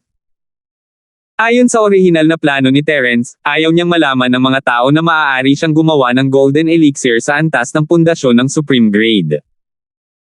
Pagkatapos ng lahat, ang isang inosenteng tao ay parurusahan dahil sa pag-iingat ng isang kayamanan. Kung ang balitang ito ay kakalat, ito ay magdudulot ng isang malaking alon, at ito ay maaaring humantong sa hindi inaasahang kahihinatnan. Sa kanyang kasalukuyang hindi gaanong kalakasan, malaki ang posibilidad na siya ay direktang mahuli ng ilang mga tao na may lihim na motibo at ginamit bilang isang pill refining machine. Ito rin ang dahilan kung bakit hindi siya kailanman nakipag-ugnayan sa PhilHall sa lahat ng oras na ito. Masyado siyang mahina. Kung nasa Golden Core stage siya, wala siya sa ganoong estado. Sa makatuwid, sinadya niyang ibigay ang regalo sa Natalie ng pribado ngayon upang maiwasan ang mga mata at tenga ng mga tao, at upang maiwasan ang pagkalat nito ng mga tao. Ang dahilan kung bakit pinili niyang bigyan ng Natalie ng isang Supreme Grade Foundation Building Golden Elixir ay dahil lamang sa mabuting intensyon. Pagkatapos ng lahat, sa isang babaeng tulad ni Bella na nakatingin sa kanya ng may pag-iimbot, kahit na si Natalie ang pinakamatandang babae, mas ligtas para sa kanya na pagbutihin ang kanyang lakas sa lalong madaling panahon. Para sa isang tulad ng Natalie, na hindi nagustuhan ang cultivation, ang isang foundation building golden elixir, na walang side effect, ang pinakamagandang regalo. Bukod pa rito, dahil nakasecure na ang nakakalamon sa puso na Katanji tanging damo, hindi na kailangang mag-alala ni Terence na wala siyang foundation stage na golden elixir na gagamitin sa ngayon, kaya hindi angkop ang pagbibigay ng dalawang ito sa Natalie. Hindi niya akalain na ang dalawang foundation stage golden core na ito ay malalantad sa publiko. This really caught him off guard, hindi niya sana ibibigay ang mga ito kung alam niya. Gayunpaman, ang mga bagay ay nabuo na hanggang sa puntong ito, at huli na upang pagsisihan ito. Mayroong dalawang mga sagot, maaaring siya mismo ang gumawa nito o nakuha niya ito mula sa ibang mga mapagkukunan. May mga kalamangan at kahinaan sa bawat sagot.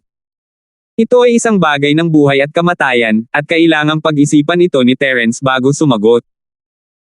Kung direkta niyang inamin na siya mismo ang nagpino nito, kung gayon ang panganib ay masasabing napakataas. Ang pag-address ng isang hakbang, kahit na hindi siya nahuli at ginamit bilang isang peel refining machine, tiyak na mas kainggitan siya ni Linden, at magkakaroon lamang ng mas maraming problema sa hinaharap. Bagamat kayang alagaan siya ng espiritual na bulaklak, palaging may mga pagkakataong hindi nito magawa. Kung sasabihin niyang ang dalawang Supreme Grade Foundation Stage Golden Core na ito ay hindi niya personal na pinino, bagamat sa unang tingin, talagang maiiwasan niya ang panganib na maging target ng pambabatikos ng publiko, ngunit sa kanyang pagkakakilanlan bilang bagong dating ng Green Cloud Pavilion, hindi madaling gumawa ng lehitimong dahilan sa maikling panahon. Lahat ng naririto ay may karanasan at may kaalaman, at gaano man kahirap ang utak ni Terence, basta't kasinungalingan lang ang ginawa niya on the spot, ang pagkakataon na malantad ito ay hindi bababa sa 70%, hindi mas mababa dito. Masyadong malaki ang panganib na ito. Kapag ang kanyang kasinungalingan ay nalantad sa publiko, siya ay nasa isang ganap na pasibo na sitwasyon. Sa oras na iyon, sasamantalahin ni Linden ang pagkakataong magpaliyab at maghinala na ang kanyang dalawang Supreme Grade Foundation establishment na Golden Pills ay kadudad ang pinagmulan. Mahihirapan talaga iyon. Si Julius, ang pinuno ng Law Enforcement Hall, ay maaaring gumamit ng soul searching kay Terence mismo. Mahirap umaban, at mahirap umatras. Ang parehong mga pagpipilian ay lubhang mapanganib, at si Terence ay nadama na siya ay sinusunog sa istaka. Sa huli, nagngangalit si Terence at nagpasyang aminin na siya mismo ang gumawa nito. Ito ay magiging mapanganib, ngunit ito ay mas mahusay kaysa sa pangalawang kinalabasan. Siya ay naging isang superstar, at hanggat siya ay maingat, magkakaroon siya ng pagkakataong mabuhay. Gayunpaman, nang ilalapag na ni Terence ang kanyang mga card sa mesa, biglang nagsalita si Melba, na nakaupo sa pangunahing upuan. Lahat, ang matandang ito ay maaaring maging saksi sa pinagmulan ng dalawang Supreme Grade Foundation na stage na gininto ang elixir ni Hero Linford. Dahil ang dalawang elixir na ito ay nagmula sa Hong Chamber of Commerce. Nagdulot ng kaguluhan ang mga salita, at maging si Terence mismo ay nagulat. Gayunpaman, hindi niya ito ipinakita sa kanyang mukha, at mabilis na itinago ito sa kanyang puso. Hindi inakala ni Terence na lalabas si Melba at tutulungan siya ng walang anumang paunang komunikasyon. Ang panganib na kailangan niyang tiisin ay hindi maliit. Kailangang malaman ng isang tao na ito ang tunay na mukha ni Terence, hindi sana siya nakita ni Melba noon pa man. Kahit na maghinala siya na si Terence ang Linforder na ilang beses niyang nakipag-date, ito ay magiging hinala lamang, hindi 100% kumpirmasyon. Si Melba ay nanindigan para kay Terence nang hindi kinukumpirma ang kanyang pagkakakilanlan. Ito ay isang malaking kaibahan sa kanyang nakasanayang matatag at karanasang estilo, ngunit ito rin ang nagpakita ng kanyang kakaiba at makapangyarihang panig. Kung alam lamang ng isang tao kung paano maging matatag, ang isa ay maaaring maging isang mahusay na butler, ngunit hindi sila kailanman magiging isang mahusay na mangangalakal. Ang mga bihirang produkto ay maaaring makuha, at kapag ang pagkakataon ay nakuha, ang isa ay kailangang maglagay ng isang mabigat na taya. Ito ang katangian ng isang mangangalakal. 3,978. Sa pamamagitan pa lamang ng dalawang Supreme Grade Foundation Building Golden Course at ang kahon na iyon, mayroon siyang kumpiyansa na matukoy na ako si Linford. At saka, naglakas loob siyang lumabas para maayos ang mga bagay-bagay para sa akin sa kritikal na oras na ito. Sa pagkakataong ito, malaki ang utang na loob ko sa kanya. Hindi maiwasan ni Terence ang magpasalamat. Nagkatinginan sina Terence at Melba mula sa 100 metro ang layo at tumango bilang palihim na pagsang-ayon. Maging si Linden ay natulala nang makitang personal na tiniyak ni Melba si Terence. Dati, noong kaharap niya ang manager na si Layton, naisip ni Linden na magbigay galang. Pero nang kaharap si Melba, ang big boss ng Hong Chamber of Commerce, wala talaga siyang lakas ng loob na tanungin siya. Bilang ganap na kinatawan ng kapangyarihan ng Hong Chamber of Commerce sa North Island, sa mga tuntunin ng kapangyarihan at katayuan, si Melba ay hindi mas mababa sa alinman sa mga matatanda at mataas na antas na mga executive ng tatlong pavilion. Hindi siya mababa kahit sa kanyang lolo na si Leonardo. Kahit na may kaunti pang lakas ng loob si Linden, tiyak na hindi siya maglalakas loob na tanungin si Melba sa isang pampublikong lugar sa harap ng napakaraming mahahalagang tao. Kung siya ay maglakas loob na gawin ito, maaari lamang magkaroon ng isang dulo sa dulo, at iyon ay upang mapahiya ang kanyang sarili. Ngunit ang hindi pagtatanong kay Melba sa harap niya ay hindi nangangahulugan na hahayaan niya si Terence ng ganoon kadali.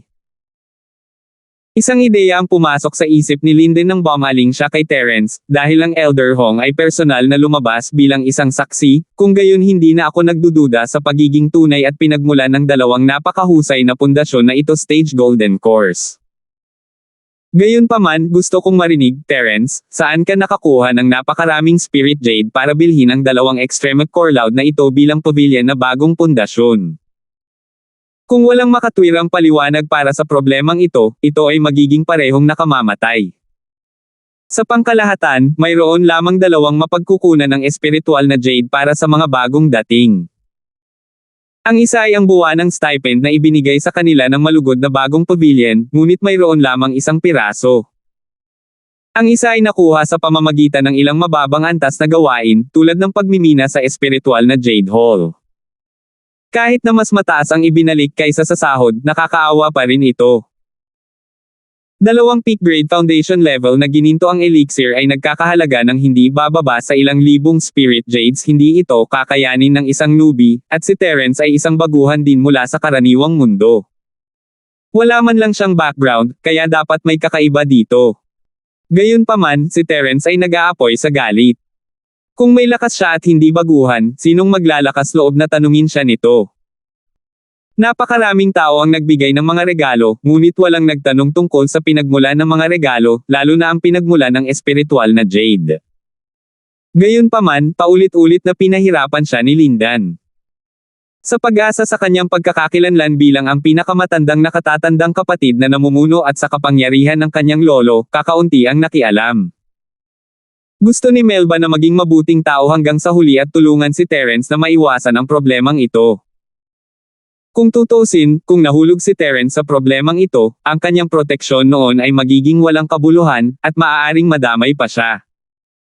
Gayunpaman, bago siya makapagsalita, sumagot si Terence ng walang pag-aalinlangan, tungkol dito, dati nang nag-organisa si Gavin ng isang malaking grupo ng mga tao mula sa itaas hanggang sa ibaba. Para sa ilang kadahilanan, pumunta sila sa akin sa kanilang sariling kagustuhan upang bigyan ako ng espiritual na jade. Ipinagpalit nila ang 3 sa 1 o 4 na sinasabi na ang aking espiritual na jade ay magaling at maaari itong magamit upang mag-ukit ng isang espiritual na pag-ukit ng jade para kay Miss Meyer. Sa napakaraming tao na nagmamadaling bigyan ako ng espiritual na jade, natural lang na mas marami ako sa kamay. Natigilan si Linden nang marinig niya ito. Malabo na niyang narinig ang tungkol dito sa kanyang mga nasasakupan noon, ngunit hindi niya ito gaanong pinapansin sa oras na iyon at hindi niya tinanong si Gavin tungkol sa partikular na sitwasyon. Kahit na gusto ni Gavin na gumawa ng spiritual jade carving, 1 o 2 piraso lang ang kailangan niya. Paano niya hahayaan ang malaking grupo ng mga tao na sumugod para bigyan ka ng spiritual jade? Sa tingin mo ba lahat sila ay mga tanga? Bumaling ang isip ni Linden habang nanunuya.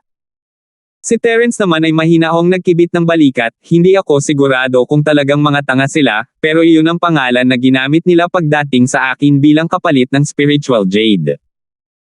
Kung hindi ka naniniwala, bakit hindi mo tanungin si Gavin? Siya ang nag-organisa nito, at siya rin ang pinakamasigasig sa pagpapalit sa kanila ng dahilan. F***6. Hindi mapigilan ni Linden na magmura sa harap ng lahat. Sa ilalim ng natulala na mga tingin ng lahat, pilit niyang nilunok ang ikalawang kalahati ng kanyang pangungusap. You moher ***capper, si Gavin ay patay na nang wala man lang bangkay na natitira. Bakit ako nagtatanong? Sa pagkakataong ito, talagang walang magawa si Lindan. Sa pagkamatay ni Gavin, hindi makapagpatoto ang mga patay. Tungkol sa pagpapalitan ng mga Spirit Jade, maliban kay Terence mismo, sina Linden at Harry lamang ang nakarinig nito. Pero dahil hindi naman sila kasali dito, hindi nila alam ang detalye. Ang alam lang ng dalawa na si Gavin at ang kanyang mga tauhan ay malamang na ipinagpapalit ang nasayang na Jade para sa mabuting Jade sa mga kamay ni Terence, at imposibleng pumunta sila sa pintuan ni Terence at bigyan siya ng espiritong si Jade tulad ng sinabi ni Terence. Kung tutuusin, si Gavin at ang kanyang mga tauhan ay hindi tanga. Gayunpaman, kung gusto niyang ilantad ang kasinungalingan ni Terence, kailangan niyang harapin ang taong ipinagpalit sa kanya ang espiritual na Jade, at hindi iyon madali. Una, ang mga taong ito ay wala sa eksena. Napakaraming mahahalagang tao ang naruroon kaya imposibleng maghintay sila rito para sa ganoong maliit na bagay. Pangalawa, kahit na natagpuan nila ang mga taong ito ngayon, magiging mahirap na sabihin sa kanila ang katotohanan sa publiko. Dapat malaman ng isang tao na ang tatlong pavilion at ang Chamber of Commerce Alliance ay tahasang ipinagbawal ang pandaraya sa pangangalakal ng basura kay Jade bilang mabuting Jade. Kapag nalantad ito, ang isa ay mapaparusahan ng husto. Sino ang nangahas na kumuha ng ganoong panganib? Nang makitang matagal nang hindi makapagsalita si Linden, sa wakas ay nakahanap ng pagkakataon si Natalie para ipagtanggol si Terence. Wala ka nang masasabi ngayon, di ba? Naghihinala ka talaga sa maliit na junior brother ng dalagang ito. Siguro kung sino ang may konsensya, emph. Hindi nakaimik si Linden. Kahit na ayaw niyang makatakas si Terence, alam niyang mahirap siyang patayin ngayon kahit na patuloy niyang panghahawakan ang kanyang kahinaan. Isa lang ang dahilan. Ang big shots na naruroon ay wala na sa kanyang panig. Kung patuloy niyang guguluhin ang mga ito, hindi lamang siya hindi nila pahalagahan, ngunit kapuputin din nila siya. Ang mga natamo ay hindi nakabawi sa pagkalugi. Ang ugat ng lahat ng ito ay walang iba kundi ang isang tao, si Melba. Sa katunayan, nakikita ng karamihan sa mga taong naruroon na ang huling paliwanag ni Terence tungkol sa pinagmulan ng espiritual na Jade ay puno ng hindi kilalang misteryo. Napakahirap ipaliwanag ang pinagmulan ng libu-libong espiritual na Jade mula lamang sa puntong ito. Kung hindi nagpakita si Melba, baka gusto nilang maghukay ng mas malalim, ngunit ngayon napagtanto nila na itong Terence na ito ay hindi kasing hina ng kanyang hitsura. Dahil wala itong pakialam sa kanya, bakit hinayaan ni Linden na gamitin siya bilang sandata at saktan si Melba nang walang dahilan? 3,999. Sila ay kabilang sa iba't ibang paksayon. Si Melba ay hindi miyembro ng tatlong pavilion at wala sa ilalim ng jurisdiction ng sinuman. Sa kabaligtaran, maraming mga mataas na antas na magsasaka ang humingi ng tulong sa kanya. Sino ang magiging tanga para saktan siya? Ngayong sumuko na si Linden, natural na hindi nahahabulin ng iba si Terence. Sa wakas ay makakapagpahinga ng kaunti si Terence at malalampasan ito. Gayunpaman, alam na alam ni Terence na pagkatapos matarget ni Linden, hindi maiiwasang matarget siya ng ilang tao na may lihim na motibo. Bukod sa iba pang mga bagay, kahit sa sandaling ito, medyo nawala na ang tingin ni Joel sa kanya. Noong nakipagkompetensya siya kay Joel para sa Star Inkstone bilang Linford, naging magalang si Melba sa kanya. Pagkatapos noon, ilang beses na siyang ipinagtanggol ni Melba. Nakita na ito ni Joel sa simula pa lang. Naghinala na si Joel kay Terence, at ang pag-uugali ni Melba ngayon ay isang pambihirang ebidensya. Sino ang nakakaalam, mula ngayon, ang hinala ni Terence ay hihigit pa kay Harry, at magiging numero 1 suspect muli. Napangiti lang si Terence sa kanyang sarili. Ang pagdating sa birthday party na ito ngayon ay nagbukas ng maraming kaalaman, ngunit nag-iwan din ito ng maraming nakatagong panganib at problema sa hinaharap. Totoo ang kasabihang, nagkikita ang mga kaaway sa makipot na daan. Sa oras na ito, humakbang si Natalie kasama ang kanyang maliit na curly bear, lumapit kay Terence at nag-usap, "Little junior brother, napakaraming idiot dito. Punta tayo sa ikatlong palapag." Gaano man ka-inosente si Natalie, malalaman niya mula sa insidente ngayon lang na ang nakakahiyang pagkakakilanlan ni Terence sa isang high-end na kaganapan na tulad nito ay gagawin siyang target ng lahat kung siya ay ma-target man lang. Sa isang lugar na tulad nito, bagamat si Natalie ay ang unang binibini ng tumataas na Sky Pavilion, ang iba ay hindi rin mahina, at ang kanilang mga background ay hindi mawawala sa kanya. Pagkatapos ng lahat, hindi siya mismo si Truett. Gusto niyang gamitin ang kanyang kapangyarihan para protektahan si Terence tulad ng ginawa niya sa labas, ngunit hindi ito gumana. Nakakalungkot na hindi pa narinig ni Truett ang tungkol kay Terence. Dagdag pa, mayroon siyang espesyal na pagkakakilanlan, at ang bawat galaw niya ay mabibigyang kahulugan mga tao sa sitwasyong tulad nito. Bakit niya papatayin ang taong hindi niya kilala? Kaya, ito ay isang mapanganib na lugar para kay Terence. Kahit nakatakas lang siya, maya-maya lang ay mahihirapan siya kung mananatili siya rito. Mas mabuting humanap siya ng mapagtataguan. Naunawaan ni Terence ang intensyon ni Natalie, ngunit nagtanong pa rin siya, okay lang ba ito? Little senior sister, kahit na ano, ikaw ang bida sa kaganapan ngayon, at kalahati pa lang ang birthday party, hindi masyadong magandang umalis sa kalagitnaan, di ba? Natalie giggled, ano bang problema niyan? Junior brother, hindi mo siguro alam na ang birthday banquet para sa akin ay isang cover lang. Ang matataas at makapangyarihang mga figure na ito ay nagmamalasakit lamang sa kung saan sila nasa panig at kapangyarihan. Bakit nila pakialam kung ang isang maliit na batang babae na tulad ko ay nasa paligid o wala? Hindi napigilan ni Terence na matawa, ngunit pagkatapos itong pag-isipang mabuti, naging makabuluhan ang mga salita ni Natalie. Sa isang kaganapan tulad nito kung saan ang lahat ng mga malalaking shot ay natipon, ang tanging bagay na maaaring maging pangunahing focus ay kapangyarihan. Sige, salamat sa iyong mabait na intensyon, little senior sister. Tumango si Terence pagkatapos ng ilang pag-iisip. Bagamat ang pagsunod sa Natalie na tulad nito ay maaaring humantong sa chismis at kahit ilang chismis, ito ay mas mabuti kaysa sa pananatili dito at pagdurusa sa mga umiikot na mata ng iba at dalhin ang hindi inaasahang mga panganib. Matapos magkasundo ang dalawa, agad silang tumayo kasama ang maliit na curly bear at naghanda na para umakyat. Gayunpaman, nang makarating sila sa hagdan, napatigil sila. Dahil sa status ni Natalie, walang nang-ahas na pigilan siya. Gayunpaman, ang taong nakatayo sa kanilang harapan ay ang host ng piging sa kaarawan na ito, si Lyndon. Junior sister Natalie, saan ka pupunta? Kalahati pa lang ng handaan. Si Lyndon ay may peking ngiti sa kanyang mukha. Pinaalalahanan lang siya ni Leonardo na kailangan niyang hawakan ang mahalagang taong ito, at natural, hindi niya hahayaang makawala sina Natalie at Terence. Kung ang isang lalaki at isang babae ay magdudulot ng anumang immoral na kaguluhan, kung gayon wala na siyang kinalaman sa kanila. Kung saan gustong pumunta ng binibini na ito, wala kang kinalaman. Inilibot ni Natalie ang mga mata sa kanya at ngumuso sa kawalan ng kasiyahan. Bago ito, kahit na galit siya kay Lyndon, kaya pa rin niyang magpanggap na mabait sa kanya bilang paggalang sa kanyang nakatatanda. Ngunit matapos makita kung paano pinahirapan ni Lyndon si Terence ngayon, nakaramdam siya ng pagkasuklam kahit na kailangan niyang magpanggap na mabait sa kanya. Maaari rin niyang ibuhos ang lahat ng pagpapanggap ng kabaitan at hindi susuka sa hinaharap. Hindi napigilan ni Lyndon na mabulunan. Kailanman ay hindi siya minamaliit ng ganito kababa sa harap ng iba. Hindi niya maiwasang magmura sa kanyang puso. Damn it, nakakita ng ligaw na lalaki ang babaeng ito at iba rin ang tono ng pananalita niya. Anong slot?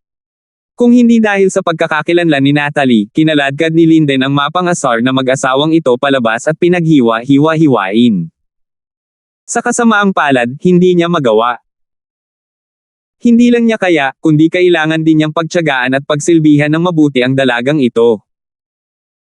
Kung hindi, kung nalaman ng kanyang lolo, si Leonardo, na hinahamak siya ng dalagang ito, magiging isang panaginip para sa kanya na kunin ang pamilya Shu sa hinaharap. Ano? Pinakaayaw ko sa mga tulad mo na puno ng masasamang ideya at pukana. Lumayas ka. Napabuntong hininga si Natalie habang hinihiling niya kay Lyndon na gumawa ng paraan. Kumaibat ang sulok ng bibig ni Lyndon. Pilit niyang pinipigilan ang galit sa kanyang puso at pilit na ngumiti. Na-misunderstood mo talaga ako, Lil, sis. Naghinala lang ako kay Terence dahil iniisip kita. Hindi ko ginustong niloloko ka. Di bale, naligaw ako ng batang Harry na iyon ngayon lang, at medyo walang ingat ako. Sinaktan ko ang batang bayani na si Linford, kaya bakit hindi ko gamitin ang pagkakataong ito para i-toast ang batang bayani na si Linford at humingi ng tawad. Kasabay nito, sinemyasan ni Linden ang isang katulong na ipasa sa kanila ang isang baso ng alak. Nagbuhos siya ng baso para kay Terence at sa kanyang sarili at iniabot ito kay Terence. Malamig na tumingin si Terence at hindi inabot ito. Hindi siya naniniwala na magiging ganoon kabait si Linden na same time na humingi ng tawad sa kanya. Hero Linford, personal kong humihingi ng tawad sa iyo. Hindi mo maaaring tumanggi na bigyan ako ng kaunting mukha na ito, di ba? Bilang mga lalaki, hindi naman tayo pwedeng maging masyadong maliit, tama? Si Linden ay tumawa ng awkward. Tapos parang kakareact lang niya, pinaikit niya ang mga mata niya at sinabing, nga pala, Hero Linford, hindi ka natatakot na lason ng alak, di ba? Sa tingin mo ba kasing madumi at kasuklam-suklam ang Sky Class Island natin gaya ng secular mong mundo? Napaka-petty mo, hindi mo talaga nakikita ang mundo. Nang marinig ito, hindi pa rin natinag si Terence, ngunit nakaramdam ng galit si Natalie para sa kanya, paanong hindi mag-iingat si junior brother laban sa napakasamang taong tulad mo? Kung gusto mong humingi ng tawad, magagawa mo, ngunit maaari muna kayong magpalitan ng mga baso ng alak. 4,000. Magpalit ka ng wine glass. Wala ka man lang tiwala sa akin, junior sister Natalie. Nang marinig ito, itinaas ni Linden ang kanyang kilay at walang magawa. Mabuti naman. I'll change the wine cup then. Anyway, I'm an open-minded senior brother, and I have nothing to hide.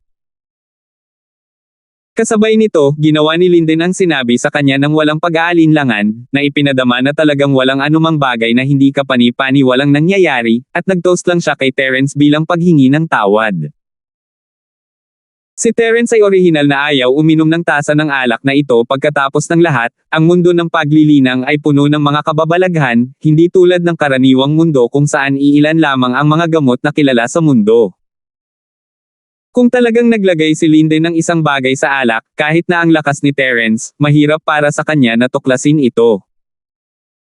Kung nahulog siya sa panlilinlang ni Linden, sino ang nakakaalam kung ano ang hindi inaasahang kahihinatnan?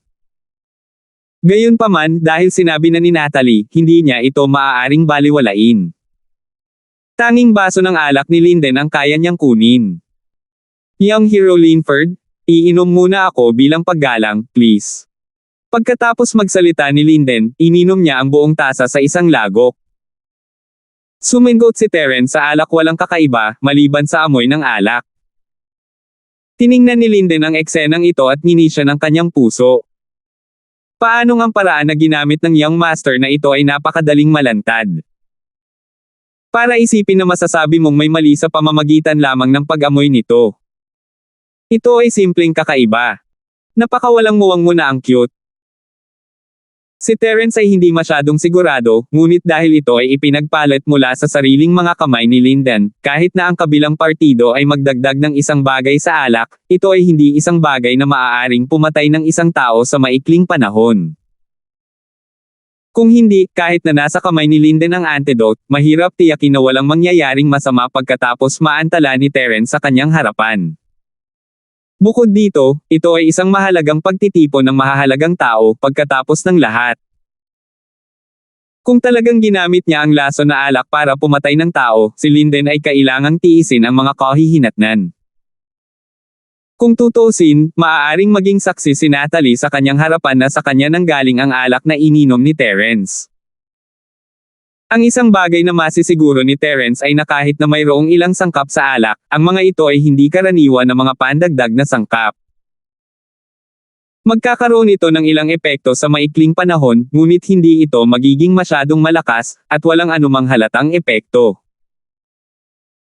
Si Linden ay hindi isang idiot, maaaring mahihinuhan ni Terence na kung ang taong ito ay talagang gustong magtanim ng isang bagay, ang epekto ay hindi madaling mapapansin mula sa simula hanggang sa katapusan. Kahit na nagkaroon ng epekto, malamang naisipin ng mga tao na siya ay lasing. What's wrong? You don't dare to drink it. Medyo nakakahiya naman, di ba? Sabi ni Linden, nang makitang hindi gumagalaw si Terence. Dahil nagmamakaawa ka na inumin ko, iinuman ko. Sa sandaling ito, ang mga tingin ng lahat ay nasa kanya, at si Terence ay hindi makapagpatuloy sa pag-aalinlangan. Ngumiti siya at inubos ang baso niya. Very good. You can pick up and let go. Ito ang tolerance ng isang lalaki. Napangiti si Linden at tumalikod para ibuhos ang isa pang tasa para sa Natalie, junior sister Natalie, birthday mo ngayon. Dapat akong mag-alok sa iyo ng isang toast. Hindi ka naman tatanggi, di ba? Tanong niya. Masyadong tamad si Natalie na makipag-usap sa nakakainis na lalaki na ito, ngunit nang makita niya sina Truett at Leonardo na nakatingin sa kanya mula sa malayo, naramdaman niyang hindi nararapat na umalis na lang ng ganoon. She could only patiently take the glass and pouted, "Let me make it clear first. Hindi kita binibigyan ng mukha, ang mukha ng lolo mo. Wala kang mukha sa mata ko." Itong B*H. Kinagat ni Linden ang kanyang mga ngipin sa galit.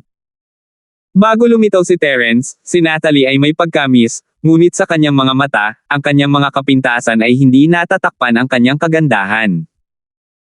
Ngayong nakita niyang nakikipagsabuatan ito kay Terence, mas lalo siyang tumingin sa kanya, mas naramdaman niyang ang babaeng ito ay isang pute na maaaring pakasalan kahit kanino, isang mag-asawang aso. Oo. Si junior sister Natalie ay isang ipinagmamalaking anak ng langit. Hindi lang kahit sino ang makakapagbigay sa kanya ng mukha. Tumango si Linden na may humihingi ng tawad ng ngiti, ngunit ang mga sulok ng kanyang bibig ay hindi namamalayang nabaluktot sa isang kakaibang arko. Ano man ang iyong sabihin, hanggat inumin mo ang baso ng alak na ito, hindi mo magagawang magkaroon ng huling say sa hinaharap. Ngumuso si Natalie at hindi na nag-abala pang kausapin si Linden. Itinaas niya ang kanyang leeg at akmang iinom ang alak. Isa pa rin itong espesyal na ginawang spirit wine, at marami na siyang nainom mula pa noong bata pa siya. Hindi magiging problema para sa kanya na uminom ng ilang tasa. Si Terence, sa kabilang banda, ay medyo nag-aalala. Ang mga kilos ni Linden ay halatang malansa, at kung hindi siya nagkakamali, tiyak na mayroong something sa spirit wine. Sa lakas at determinasyon ni Terence, hindi niya ito isa puso, ngunit pagdating sa Natalie, mahirap itong sabihin. Gayunpaman, nang malapit nang magtagumpay ang plano ni Linden, ang maliit na curly bear ay biglang tumalon sa katawan ni Natalie at dinilaan ang alak sa baso habang ang lahat ay hindi pinapansin. Little White, you little lasengo. Hindi alam ni Natalie kung tatawa o iiyak. Bagamat hindi inaasahan ang eksenang ito ay makatwiran. Hindi ito ang unang pagkakataon na ang maliit na curly bear ay nagnakaw ng spirit wine. Sa katunayan, ang taong ito ay nagpakita ng potensyal ng isang alkohol mula pa noong siya ay bata pa. Mula nang mahulog siya sa banga ng alak at malasing, ninanakaw ng maliit na lalaki ang anumang alak na nakikita niya. Hindi niya binitawan ang pagkakataong tulad nito. Sa pagkakataong ito, napatulala si Linden. Ang spirit wine na sinubukan niya sa lahat ng paraan para maiinom ang Natalie ay napunta sa tiyan ng maliit na curly bear sa isang kisap mata. Ano ito? Sige, ngayong lasing na si Bearly para sa akin, dapat okay ka na. Bilasan mo at gumawa ka ng paraan para sa akin. Itinaas ni Natalie ang kanyang leeg kay Linden. Ito. Wala itong kwenta, di ba? Mabilis na nagbuhos ng isa pang baso ng alak si Linden, gustong painumin ito ni Natalie, ngunit sa kasamaang palad, hindi man lang siya nilingan ni Miss Meyer, diretsyong tinawag si Terence at naglakad-lakad sa paligid para umakyat sa itaas. F***. Malakas lang ang pagmumura ni Linden. Kung wala sila sa publiko, pinilit niya ang Natalie na inumin ito. Bagamat ang planong ito ay kusang loob, kung ito ay matagumpay na makumplito o hindi ay may kaugnayan sa kanyang hinaharap. Hindi siya papayag na magkamali. Gayunpaman, ngayong dinala na ni Natalie si Terence sa itaas, walang silbi para kay Linden na ibaba ang kanyang ulo at huminto. Sa oras na ito, kung pipilitin niya ang kanyang sarili na sundan si Natalie at pipilitin siyang uminom, ito ay masyadong kapansin-pansin, at lahat ng naruroon ay malamang na maghinala sa kanyang motibo. Pagtingin sa likuran ni Natalie at Terence na naglalakad na magkahawak kamay, dumura si Lindan. Ang kanyang mga aksyon ngayon ay hindi para sa wala. Hindi nagtagumpay ang Natalie, pero at least, pinainom niya si Terence nitong tasa ng spirit wine na may mga karagdagang sangkap. Hanggat ginamit niya ito ng maayos, maisakatuparan pa rin ng maayos ang follow-up plan. Salamat po at sinamahan ninyo ako, ingat lagi mga master.